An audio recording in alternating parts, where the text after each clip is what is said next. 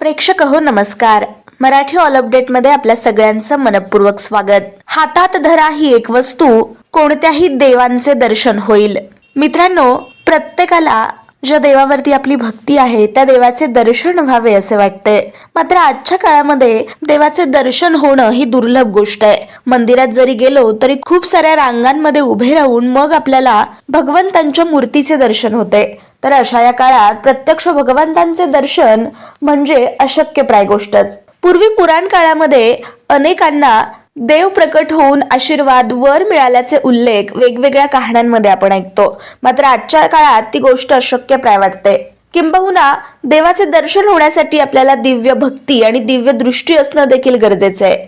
मात्र शास्त्रामध्ये असे काही उपाय सांगितले गेलेले आहेत ज्या उपायांमुळे, ज्या तोडग्यांमुळे आपण या जगातही, या युगातही देवाचं दर्शन करू शकतो. तर आजच्या भागामध्ये आपण असे काही उपाय बघणार आहोत की ज्यामुळे, ज्या उपायांनी अत्यंत साध्या सरळ पद्धतीनं आपल्याला भगवंतांचं, देवांचं दर्शन करता येईल. व्हिडिओ पुढे पाहण्याआधी जर तुम्ही चॅनलवरती नवीन असाल तर चॅनलला सबस्क्राईब करायला विसरू नका आणि लाईक, कमेंट, शेअर करून आपल्या प्रतिक्रिया आमच्यापर्यंत नक्की पोहोचवा. तर आता पाहूयात देवाचे दर्शन होण्यासाठी काय करता येईल. तर मित्रांनो, सगळ्यात महत्वाची गोष्ट म्हणजे पहिला उपाय आहे तो आपल्याला अत्यंत साधा सोपा आहे. मात्र हा उपाय करताना तुम्हाला कोणत्याही नियमांचं पालन करण्याची गरज नाही. तुम्ही कोणत्याही जातीचे असाल, तुम्ही कोणत्याही वर्णाचे असाल, हिंदू, मुस्लिम, पारशी, शीख, जैन, बौद्ध किंवा तुम्ही कोणत्याही वर्णातले असाल, कोणताही व्यक्ती हा उपाय करू शकतो.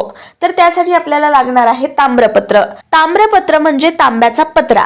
तर तांब्याच्या पत्रावरती आपल्याला लिंबूचं तेल घालायचंय. लिंबूचं तेल बाजारामध्ये मिळणं जरा कठीण आहे, मात्र ते मिळाल्यास हा उपाय नक्कीच सिद्ध होईल. लिंबूचं तेल तुम्हाला दुपारी तांब्याच्या पत्रावरती घालून सूर्यनारायणाच्या दिशेनं धरल्यास त्या तांब्याच्या पत्रावरती तुम्हाला स्पष्ट रथामध्ये स्वार झालेले सूर्यनारायण दिसतील आणि त्यांचं दर्शन होईल. आता दुसरा उपाय आहे पांढऱ्या कांद्याची मुळं जी असतात. लक्षात ठेवा, कांदा लाल गुलाबी नको, पांढराच हवा. पांढऱ्या कांद्याची मुळं जर तुम्ही मधामध्ये मिक्स करून त्यांचं सेवन केलं आणि त्यांना हातावरती लावलं तर सर्व देवी देवतांचं दर्शन होतं. तर अत्यंत साधे सोपे उपाय आहेत, अवश्य करून बघा आणि अशाच माहितीसाठी मराठी ऑल अपडेटला सबस्क्राईब करा.